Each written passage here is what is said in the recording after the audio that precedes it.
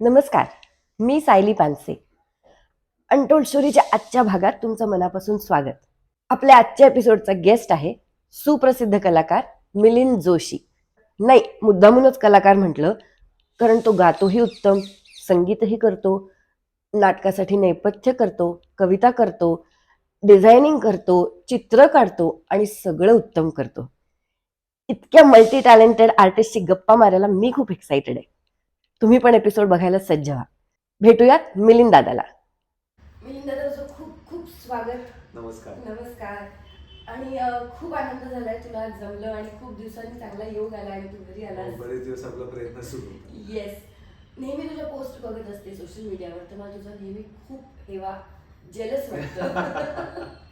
तू संगीतही देतोस, तू चित्रही काढतोस, तू कविताही करतोस, तू लेखन. आम्हाला काहीतरी तर ठेव रे. आम्ही काय करायचं? मलाच अजून येत नाही सगळं नीट. मला प्रयत्न करू दे. नाही नाही, सगळं खूप छान चाललंय आणि सगळं वाचायला बघायला खूप मजा वाटते. खूप छान वाटतं आणि तुझ्याशी खूप गप्पा मारायचे.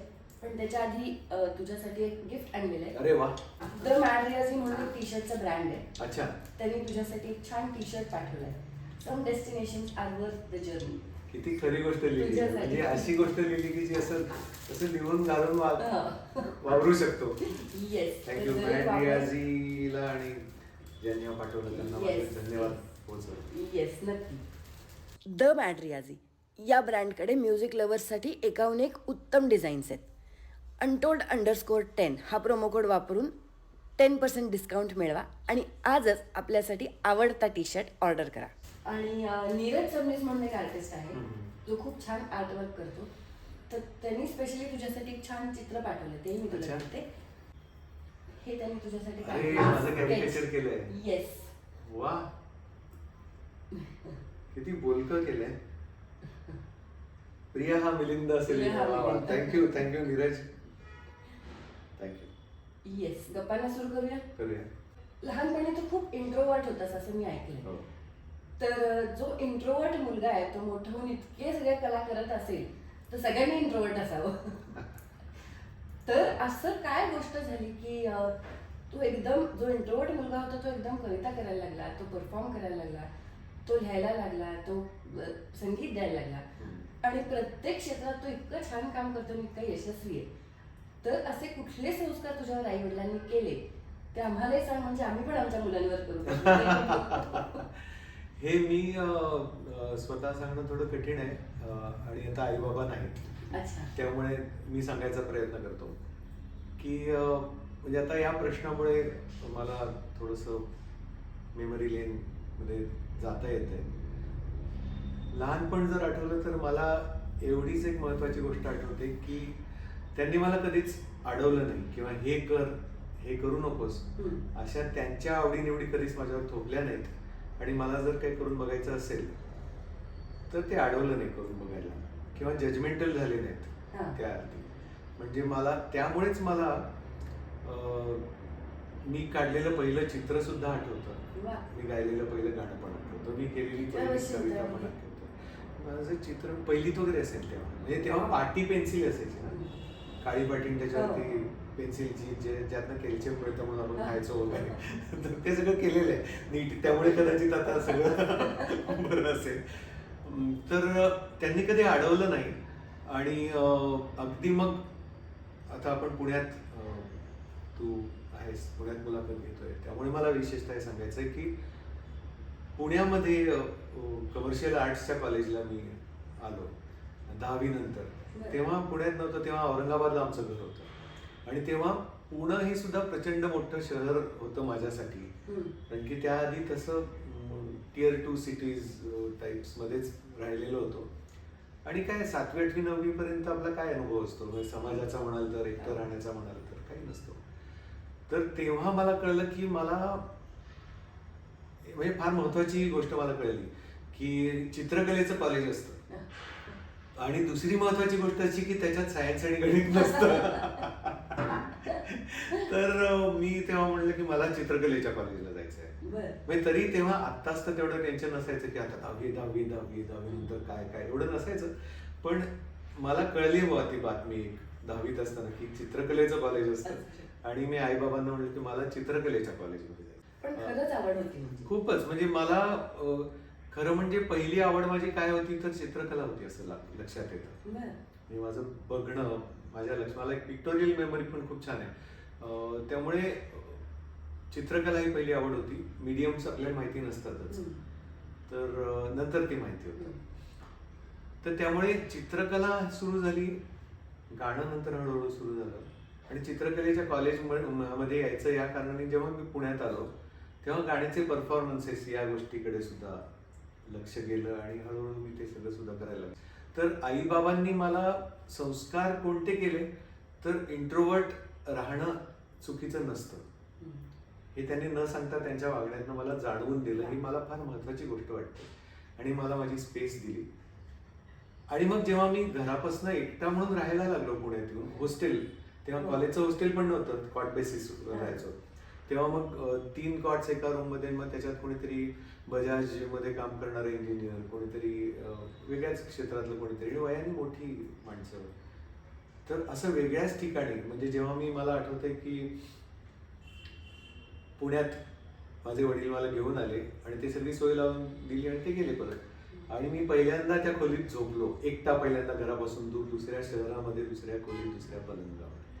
त्यानंतर दुसऱ्या दिवशी जेव्हा मला सकाळी जाग आली तेव्हा मला जे काय सगळं अंगावर आली होती वस्तुस्थिती की आपण वेगळ्याच ठिकाणी आहोत. हा कुठला पलंग आहे, काय कपाट जुनं शेजारी दिसते लाकडी, काय आहे त्याच्यामध्ये, एक बॅगच आहे तेवढंच आपलं आहे आता असं. तर हे सांगायचं कारण असं की जेव्हा आपण प्रत्यक्ष समाजामध्ये येऊन राहायला लागतो आणि प्रत्येक गोष्ट आपल्याला काय हवंय काय नकोय, कशाचा त्रास होतोय किंवा एखादी गोष्ट मिळवण्यासाठी काय करावं लागेल, तर या सगळ्याचं उत्तर असतं कम्युनिकेशन. आणि ते तुम्ही एकटे असताना मग तुम्हाला करावंच लागतं. मग तेव्हा तुम्ही इंट्रोवर्ट राहू शकत नाही फार. तर तिथे मला तो पहिला धक्का पण बसला म्हण आणि पहिली आवश्यकता सुद्धा जाणवली की आपण असं केलं, आपण जर बोललो नाही लोकांशी, बोलू शकलो नाही लोकांशी, तर मग कठीण आहे आयुष्य. असं लक्षात आल्यामुळे मी थोडंसं कल्टिवेट करत गेलो स्वतःला. बाहेर जावं लागतं, बोलावं लागतं हे लक्षात आल्याचा मला फायदा झाला आणि मग पुढे मला जाहिरात क्षेत्रात जाण्यासाठी सुद्धा फायदा झाला, कारण ते तर कम्युनिकेशनचंच क्षेत्र आहे. असं ते हळूहळू कल्टिवेट होत गेलं. मी जरी लिखाण करत असले तरी मुळात मी म्युझिशियन, त्याच्या अनुषंगाने काहीतरी लिखाण करते. तर तू इतक्या गोष्टी करतोस तर मुळात तू कशात सगळ्यात जास्त रमतोस? मला असं वाटायचं मधल्या एका काळात, काही वर्षांपूर्वीचा काळ, म्हणजे सुरुवात झाल्यानंतर एक एक गोष्ट ऍड होत गेली. जसं मी म्हटलं की चित्र काढणे आणि गाणं म्हणणे, कारण माझी आई क्लासिकल गायची, माझे मामा सुद्धा सगळे क्लासिकल गाणारे वाजवणारे. तर तरी गाणं म्हणणं आणि चित्र काढणं एवढ्या 2च गोष्टी होत्या. संगीत रचना ही गोष्ट फार उशिरा, म्हणजे मी इथे कॉलेजमध्ये आल्यानंतर सुरू झाली, कविता वाचायला लागल्यामुळे सुरू झाली. वेगवेगळ्या लोकांच्या उत्तम उत्तम कवींच्या कविता. माझे जिजाजी आहेत चंद्रकांत गुंजाळ, ते लेखक आहेत, तर ते त्या काळात तेव्हा मला पत्रामधनं लिहून अनेक वेगवेगळ्या कवींच्या कविता पाठवायचे. कवी बींची कविता, इंदिरा संतांची कविता, असं ते त्यांनी तेव्हा सुरू केलेलं जे खतपाणी होतं. मग त्यातनं मला काही सुचल्यासारखं वाटू लागलं आणि माझ्या लक्षात आलं की आपल्याला स्वररचना करायची होती, कविता गावीशी वाटली, यातनं माझी स्वररचना आणि गाण्याचे होते. पण आपल्याला म्हणतो ना की प्रत्येक टप्प्यावर लक्षात यायला लागतं की आहे त्याच्यापेक्षा आपल्याला आता ही गोष्ट करायची तर वेगळं काहीतरी शिकावं लागेल, अभ्यास करावा लागेल. तसं होत गेलं. आणि मग एक काळ होता की जसं कविता मी आता गेल्या काही वर्षापासून लिहायला लागली, लिहित नव्हतो मी पूर्वी. पण एक काळ होता की जेव्हा मला असं वाटायचं की आपल्याला खूप वेगवेगळ्या कला येत आहेत. एक काळ होता जेव्हा मला असं वाटायचं की चित्र काढलं तर माझा फार वेळ वाया जाईल, माझं संगीतातलं मग मी कधी करणार. पण नंतर तो अनुभव जास्त आत झिरपत गेल्यानंतर माझ्या लक्षात आलं की असं काहीच होत नाही, काहीच केल्याने वेळ वाया जात नाही. त्या सगळ्या खरं म्हणजे एकच गोष्टी आहेत आणि त्यामुळे मी इंटरकनेक्टेड पण आहेत आणि त्या खरं म्हणजे केवळ भाषा आहेत. मी आता हिंदीत बोललो किंवा मराठीत बोललो किंवा इंग्रजीत बोललो किंवा आणखी पुढे जाऊन एखादी भाषा आत्मसात केली, समजा जॅपनीज झाली मला, तरी एका भाषेत बोललो म्हणून मी बदलणार नाहीये, माझा अनुभव वाढतच जाणार आहे. तर ते मला हळूहळू लक्षात यायला लागलं की हे डिस्कनेक्ट नाही, हा कनेक्ट आहे. आणि अनेक गोष्टी असतात ज्या चित्रात नाही दाखवता येत, ज्या सुरांमध्ये दाखवता येतात. अनेक गोष्टी असतात ज्या सुरांमध्ये दाखवण्यापेक्षा लिहून दाखवणं जास्त परिणामकारक ठरू शकतं. तर असं कळत गेल्यामुळे मला लक्षात आलं की एक असं 360 डिग्री स्पिअर आहे आणि ते फिरून फिरून बघितल्यानंतर सुद्धा कसं वेगवेगळे शेड्स आणि रंग आणि डिझाईन्स दिसतील तेवढंच आहे ते. तर मला जर आज विचारलंस की मी नक्की कोण आहे असं मला वाटतं, तर मला नाही वाटत की मी चित्रकार आहे, मला नाही वाटत मी संगीतकार आहे, मला अजिबात वाटत नाही की मी कवी आहे. मला असं वाटतं की मला जे जाणवतं त्याचं भाष्य करण्याचा प्रयत्न करणारा एक माणूस आहे. तर ते भाष्य जितकं चांगलं नेमकं करता येईल त्याचा प्रयत्न चालू आहे, कधी चित्रातून, कधी शब्दातून, कधी सुरातून. पण हे सगळं करायला वेळ कसा रे पुरतो? म्हणजे तू इतकं ड्रॉइंग पण तुझं असतं, तुझं लिखाण असतं, तुझं कविता असतात, तुझं संगीत आम्ही ऐकत असतो, तर एवढं सगळं करायला वेळ कसा पुरतो? सायली असंच झालंय खरं की खरं म्हणजे वेळ कमी पडणार, कारण आपल्याला 24च तास आहेत आणि आपल्याला तेवढीच वर्ष आहेत आणि आपल्याला किती वर्ष आहेत हे आपल्याला माहिती नाही. पण तो जो इंटरकनेक्ट मी म्हणलो ना मगाशी की काही वेगळं आपण करत नसतो, फक्त वेगळ्या भाषेत करत असतो, तर त्याचा मला उपयोग होतो. म्हणजे मी चित्र काढत असताना माझा सुरांचा रियाज होतो, हा माझा अनुभव आहे. किंवा शब्दात मांडण्याचा प्रयत्न करत असताना काही रंग माझ्या डोळ्यासमोर नक्की तरळत असतात, हाही माझा अनुभव आहे. ते मी कितपत घेतो आणि तो प्रत्येक अनुभव मी किती चौफेर स्वतःला जाणवू देतो यावर ते आहे की मी वेळ जातो म्हणायचं का मी प्रगल्भ होतो म्हणायचं. असं म्हणजे मला फार गंमत वाटते हे सगळे विषय बोलताना. खूप इंटरेस्टिंग प्रश्न विचारतेस, हे मी कधी बोललो नाहीये. तुझ्या अनेक कविता मी वाचल्या, तर त्याच्यात कधी कधी एखादा इंग्लिश वर्ड पण त्याच्यात येतो, इंग्रजी शब्द एखादा येतो, तर तो जाणून बुजून तू टाकतोस का तो आपसुक येतो आणि तू त्याला येऊ देतोस? तर तो टाकण्याच्या मागे तुझं काय हेतू असतो? तो इंग्लिश शब्द ना आपल्या रागात एखाद्या वेळेस येणाऱ्या वर्जस्वरासारखा असतो असं म्हणूया. पण तो जर सौंदर्य वाढवत असेल तर तो मी येऊ देतो, आणि त्याला पर्याय नसेलच तर तो मी येऊ देतो, आणि तो येतो खरं म्हणजे, मी तो आणत नाही. कारण की ते आणायचा प्रयत्न केला की खोटं व्हायला सुरुवात होते. मग त्याच्यामध्ये तुमचा खरा जो संवाद असतो, खरा जो उद्गार असतो, तो खोटा व्हायला लागतो असं मला वाटतं. पण काही वेळा हे जे इंग्लिश शब्द येतात ते मला आजच्या तरुण पिढीशी फार चांगला संवाद साधतायत असं लक्षात येतं. कनेक्ट चांगला होतो, कनेक्ट खूप चांगला होतो. आता बघ ना, आपण पण बोलताना कनेक्ट हा शब्द वापरतोय नाही का? इतकं ते इंग्रजीतले काही शब्द मराठी होऊन गेलेत आपल्यासाठी. आणि आता इंस्टाग्रामवर जे फॉलोअर्स आहेत किंवा सोशलवरती जनरली फॉलोअर्स जे आहेत माझे, त्याच्यामध्ये प्रचंड मोठं म्हणजे 80 ते 90% खूप तरुण, असं 22 ते 30 वयोगटातली पिढी आहे. आणि स्पेशली जे 22 ते 25 30च्या आतले हे जे सगळे लोक आहेत, त्या मुलामुलींना फार इच्छा आहे मराठी जाणून घेण्याची.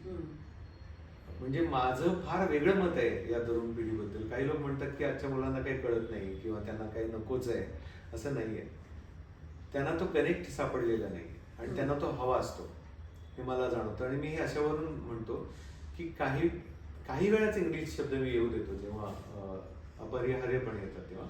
पण अनेकदा माझ्या संपूर्ण मराठी असलेल्या कवितांमध्ये कधी आत्ताच्या मराठीचे शब्द येतात, काही थोड्या आधीच्या मराठीचे शब्द येतात, काही अगदी पूर्वीच्या मराठीतले शब्द येतात छंदवृत्ताच्या कारणाने. म्हणजे समजा प्रारब्धाची वीण कुणाची, घट्ट कुणाची सैल, कुणी पाणवठ्या पाशी तर कुणी दूर हजारो मैल, कुणी पोरं बिचारे रडते आईच्या आशेवरती, भाग्यात कुणाच्या असते रत्नांची खोगीर भरती, झगमग पाहून दीपती डोळे अंधाराच्या पुत्रांचे, संपत नाही आवर्त नाही अवघड अर्ध्या मात्रांचे, पहिली मात्रा शोधत फिरते कालामधुनी कुंद हवा, भाळी प्रत्येकाच्या मोठे क्षणाक्षणाला रंग नवा. तर अशा पद्धतीचं जेव्हा पोत शब्दांचा येतो, अशा पद्धतीचा जेव्हा फ्लो येतो शब्दांचा, तेव्हा प्रारब्ध सारखा शब्द, खोगीर भरती सारखा शब्द येतात. आणि हे जे माझे तरुण फॉलोअर्स आहेत त्यांना त्या शब्दाचा अर्थ विचारावा असा वाटतो. मला अनेकदा DM मधनं विचारतात अनेक लोक की प्रारब्ध म्हणजे काय असं. त्यांना मी जरूर उत्तर देतो तर तो एक कनेक्ट आहे आणि तो कनेक्ट जर मला काही इंग्रजी शब्द जे आपसूकपणे येतात ते ओळीत येऊ दिल्यामुळे वाढत असेल तर मला त्याच्यात चूक वाटत नाही. मला इनफॅक्ट ते फार रिवॉर्डिंग वाटतं. वा. किंवा विषय सुद्धा आहेत ना की समजा दोह्यासारखा प्रकार आहे. तर दोहा कबीर आणि असं सगळं. तर मला नेहमी असं वाटतं की आपलं जे शास्त्र आहे, आपलं जे गणित आहे, आपली जी परंपरा आहे ती सगळी शिकल्यानंतर आपण त्याला घेऊन आज काय करतो हे पण महत्वाचं आहे. म्हणजे आता इंग्लिश शब्द कवितेत येतात म्हटलं तर मी दोह्यात सुद्धा येऊ दिले इंग्लिश शब्द आणि तो आलाय की आता आपण सेल्फीज आहे, डीपी बदलतो सारखं सारखं आपण सगळं, तर हा फार काळजाच्या जवळचा विषय त्याबद्दलच एक दोह्यामध्ये आलंय की सेल्फी बदलून पाहिले मी दिवसाला 7. ते 13-11चं मीटर असतं ना दोह्याचं की सेल्फी बदलून पाहिले 13 मात्रा मी दिवसाला 7 11 मात्रा. सेल्फी बदलून पाहिले मी दिवसाला 7 तरीही चॅटिंगच्या पुढे कधी न गेली जात. तर आता ह्याच्यात सगळं मी पारंपरिक पद्धतीने जे मात्रांचं गणित असेल किंवा जो यमक ज्या ठिकाणी यायला पाहिजे 7 आणि 5चा ते सगळं त्याच्यामध्ये आलंय. त्याच्यामध्ये माझी लय पण आहे ओळींची. हे सगळं येऊन सुद्धा केवळ इंग्लिश शब्द आल्याने त्याची लय पण नाही बिघडली आणि तो आल्यामुळे माझा एक कनेक्ट निर्माण झाला. तर मला असं वाटतं की आपण शिकल्यानंतर आपण त्याचं काय करतो, आपण त्याचं ऍप्लिकेशन कसं करतो आणि आपण त्याच्या माध्यमातून संवाद किती सहजपणे आणि सफलतेने साधू शकतो हे मला वाटतं कलाकाराचं खरं काम. एक कलाकार म्हणून जेव्हा मी तुझ्याकडे बघते तेव्हा मला तुझ्यात इतके गुण दिसतात की क्रिएटिव्हिटी आहे, आता बघितलं ते पाठांतर आहे किंवा कसं पोचवायचं लोकांपर्यंत हे पण एक परफॉर्मन्स पण एक कला आहे. तर तुला तुझ्यात कुठले गुण आणि दोष दिसतात?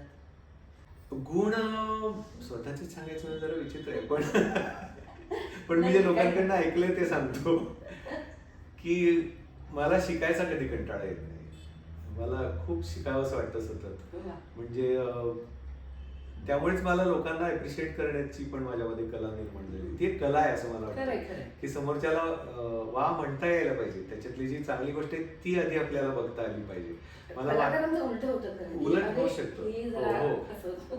त्याचं कारण पण आहे कारण आपण अभ्यास करत असतो आणि आपण स्वतःकडे त्या नजरेने बघत असतो की मला अजून हे नाही आलंय आणि मग त्याला आलं याची कुठेतरी असूया असते किंवा त्यालाही ते नाही आलं याचा आनंद असतो.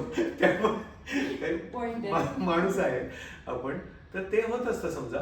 पण एक पिंड म्हणून असेल किंवा एक व्यक्ती म्हणून असेल किंवा कदाचित या विविध कलांचा अभ्यास करण्याचा प्रयत्न केल्यामुळे आलेला एक हंबलनेस असेल की आपण नसतो करत, आपल्याला शिकायचं असतं आणि शिकणं कधी संपत नाही. तर ते शिकता येणं हा माझ्यातला गुण आहे असं मला वाटतं. आणि माझ्या गुरुजींचं मला इथे नाव घेतलंच पाहिजे, पंडित यशवंत देव, ज्यांच्याकडे मला 25 ते 30 वर्ष सहवास आणि शिकायला मिळालं.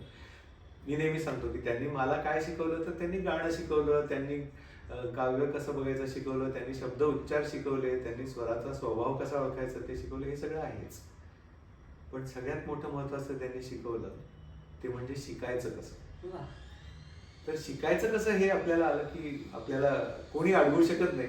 त्यामुळे बाकी गुण सोड, पण मला हा सगळ्यात महत्वाचा माझ्यात आलेला म्हण किंवा माझ्यात होता म्हण किंवा माझ्यात रुजवलेला गुण हा मला गुण म्हणून आवडतो. बाकी गुणांची आपण लोक चर्चा करायला बाकी लोक सांगतील ते खरं. आणि दोष म्हणशील तर खूपच आहेत, म्हणजे किती सांगायचे ते सुद्धा लोकांनी सांगितले तर बरं. पण दोष कदाचित काहींच्या मध्ये हा दोष असतो की मला काही वाईट दिसतच नाही, तो मला गुणच वाटतो. काय करायचंय वाईट बघून, गुणच आहे तो. तर मला काही वाईट दिसत नाही हा जो मला गुण वाटतो तो कदाचित काहींच्या मध्ये दोष असू शकेल. पण मला दोष सांगणं खूप आहे ते माहितीये तरी मला स्वतःला सांगणं कठीण वाटतं. कारण ज्या क्षणी आपल्याला हा दोष आहे लक्षात येतं ना त्या क्षणी तो गुणामध्ये परावर्तित झालेला असतो. असं करता आलं तर उत्तम. कलाकार म्हटलं ना की त्याच्या आयुष्यात अनेक अप्स अँड डाऊन्स असतात, अनेक अपयश अनुभवलेलं असतं किंवा बऱ्याच चुका केलेल्या असतात. म्हणजे लोकांना जे ग्लॅमर दिसतं तसं आयुष्य नसतं कलाकाराचं. तर तू असा कुठला काय अनुभव घेतलास का? असफलतेचा रोज घेतो. म्हणजे आणि मी अजिबात आढ्यतेने किंवा याने सांगत नाहीये. क्रिएटिव्ह प्रोसेस बद्दल सांगतोय बेसिकली. असफलता आपण आपल्या स्वतःच्या प्रयत्नांमधली आणि व्यवहारातली किंवा व्यवसायातली असे दोन भाग त्याचे पाडावे लागतील असं मला वाटतं.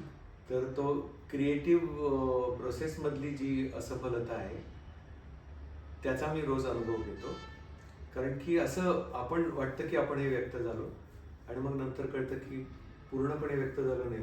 जसं माझ्या 2 ओळी आहेत की बरेच आहे सांगायचे, बरेच आहे सांगायचे या इतक्याशा वेळामध्ये, बरेच आहे सांगाय आत्ता हे चाललंय अनटोल्ड स्टोरीज मध्ये की बरेच आहे सांगायचे या इतक्याशा वेळामध्ये, म्हणून थोडे शब्दांमध्ये, नजरेमध्ये, स्पर्शामध्ये. वा वा वा, क्या बात. वा. तर असं ते सगळं चालू असतं. त्यामुळे किती आणि कसं सांगायचं हे नेहमी अर्धवट राहून जातं असं मला वाटतं. वा. या इंटरव्ह्यू मध्ये आम्ही एक नवीन सेगमेंट सुरू केलंय की ज्याच्यात मी तुला काही प्रश्न विचारते ज्यांची उत्तर हो नाही मध्येच आहे. त्या विषयाच्या अनुषंगाने तुला काही सांगायचं असेल तर यू आर वेलकम. आम्हाला ऐकायला आवडेल. तर सुरू करूया. कंटाळाला म्हणून कधी रियाज स्किप होतो का? हो. सॉरी, मला अगदी नाही का होतो कारण की कधी कधी असं होतं की कार्यक्रमाला आपण जातो किंवा रेकॉर्डिंगला जातो पण आपला मूड नसतो. वेगवेगळी कारणं असतात. आपणही सर्वसामान्य माणूस आहोत. तर अशा कुठल्या कारणामुळे कधी तुझं रेकॉर्डिंग किंवा कार्यक्रम पोस्टपोन झाला किंवा रेकॉर्डिंग आज नाही झालं असं कधी झालं का? नाही, असं झालेलं कधी आठवत नाही. पण या अनुषंगाने मला एक म्हणजे आपण एक कलाकार म्हणून काही करायचा प्रयत्न करत असतो आणि काही वेळा व्यावसायिक कलाकार म्हणून काम करत असताना आपल्याला ती गोष्ट ठराविक वेळेत करायचीच असते. तर मला ही आठवण आहे की माझी आई फार लवकर गेली, म्हणजे 64-65 वर्षाच्या वयामध्ये गेली. त्याच्या आधी ती 2.5 वर्ष जवळजवळ बेड रिडन होती आणि नंतरचा जवळजवळ 6 महिन्याचा काळ असा होता की ज्याच्यामध्ये तिला ते सगळं सहन व्हायचं नाही. ती कणती आहे हे सुद्धा तिला समजायचं नाही आणि त्या कणण्याचा आवाज आतल्या खोलीतून बाहेरच्या खोलीपर्यंत येईल एवढा मोठा असायचा बऱ्याचदा दिवसातला काही काळ. आणि तर तो ऐकू येत असताना मी बऱ्याचदा आनंदी गाणी कंपोज केलेली बाहेरच्या खोलीत बसून. हे मला आता आठवतं. तुला मी सारेगावमध्ये परीक्षक म्हणून बघितलं. तर कधी असं झालं का की साधारण गाणार आहे तरी सुद्धा कौतुक करायला लागलं? नाही झालं असं, कारण की मला तेव्हा असं कोणी सांगितलं सुद्धा नाही, म्हणजे त्यांनी आयोजकांनी सुद्धा की कौतुकच कर. त्यामुळे फक्त मी एक गोष्ट केली की चांगल्या शब्दात सांगायचं, जे काही कन्स्ट्रक्टिव्ह वाटलं पाहिजे आणि कौतुक जे करायचं असेल ते नक्की केलं पाहिजे याची मी काळजी घेतली. पण कायम मी हे म्हणजे मी स्वतःला जे करतो तेच परीक्षकाच्या नजरेतून सुद्धा स्पर्धकाला जाणवेल हे बघितलं की चांगलं आहे ते कळलं पाहिजे आणि गोष्टी आपल्याला वाटतात तितक्या सोप्या नाहीत, अभ्यास केला पाहिजे. ह्याचं मी ऑडिशन्सच्या वेळेसचं उदाहरण सांगतो की ऑडिशन्स पण मी बरेचदा घेतले ना सारेगमच्या वगैरे. तर जे सिलेक्ट होऊन पुढे जाणार आहेत त्यांना तर सिलेक्शनचा आनंद असतो आणि त्यांना ते कळलेलं असतं की आपण एका सर्टन क्वालिटीचे आहोत. पण ज्यांना रिजेक्ट करावं लागायचं त्या प्रत्येकाला मी एक तरी गोष्ट सांगण्याची नेहमी काळजी घेतली की तुला अजून ही गोष्ट शिकायला हवी. कारण मला असं वाटतं, मनापासून वाटतं की प्रत्येक कलाकाराचा हा अधिकार आहे, प्रत्येक प्रयत्न करणाऱ्या स्पर्धकाचा हा अधिकार आहे की मला काय नाही आलं म्हणून मला नाही सिलेक्ट केलं. तर या अर्थी मी ते कन्स्ट्रक्टिव्ह गोष्ट नेहमी करायचा प्रयत्न माझ्याकडून तरी ऑनेस्टली होईल असं. इतर कलाकारांबद्दल गॉसिप केलं?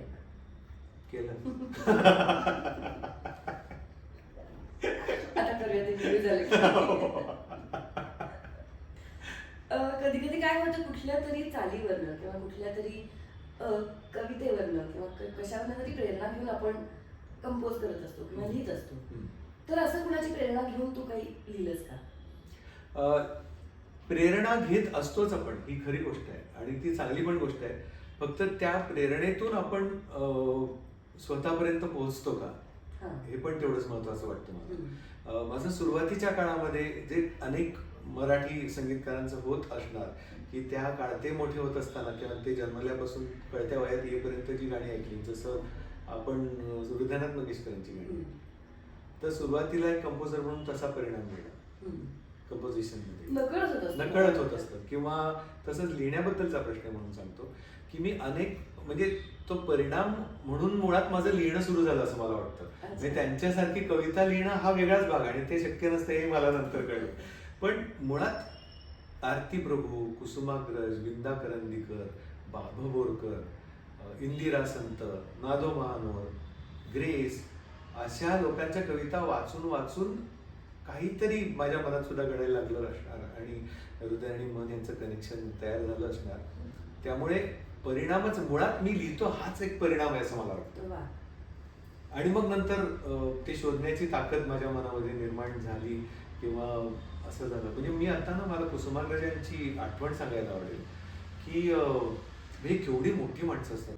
खूप वर्षांपूर्वी माझे जिजाजीच त्यांच्याकडे घेऊन गेले होते मला. मी तेव्हा कविता गायचो तर कुसुमाग्रजांची एक कविता मी तेव्हा एका कार्यक्रमात गायलेलं असं रेकॉर्डिंग माझ्याकडे होतं. आणि कुसुमाग्रज खूप तेव्हा वय होतं. छान त्यांच्या नाशिकच्या घरात आराम खुर्चीत बसले होते. असे ते छान गुलाबी मऊ हाताचे गुलाबी कातडीचे आजोबा होते. फार छान ते मला आठवतं अजून त्यांचा स्पर्श.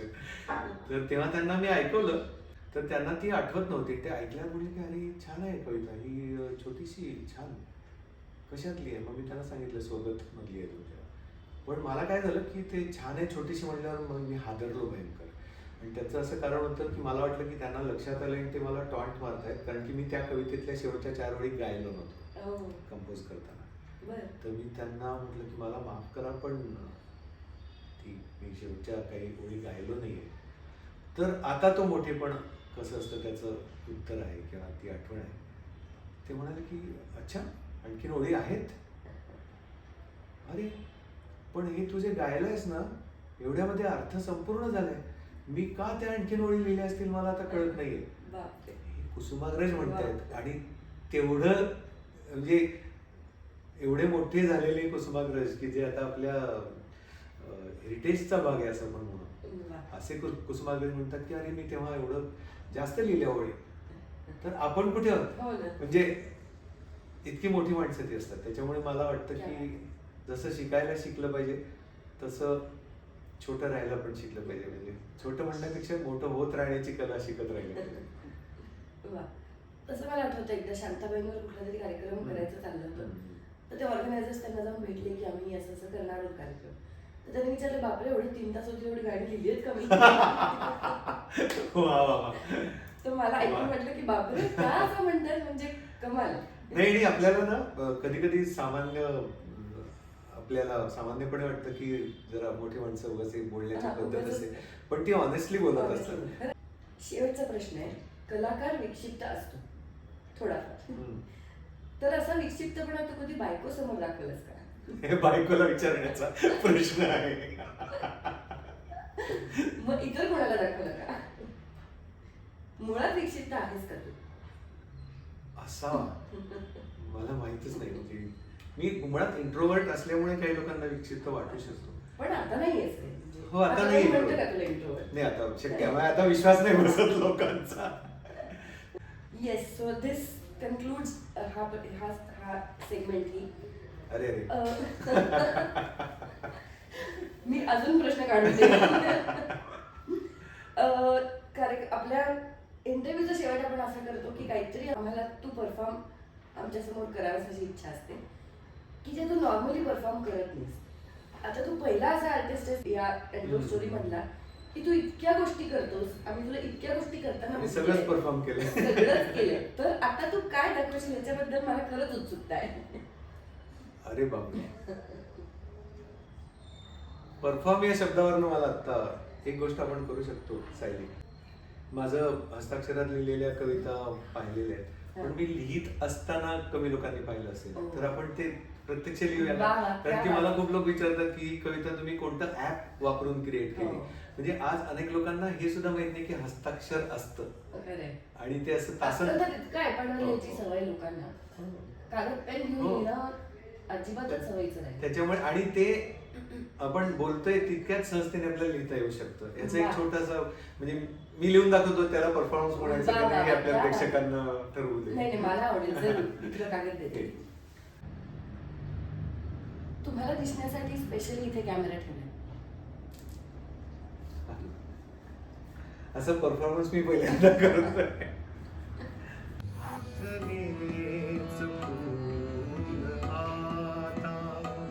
मजला पसंत नाही कळले मला रे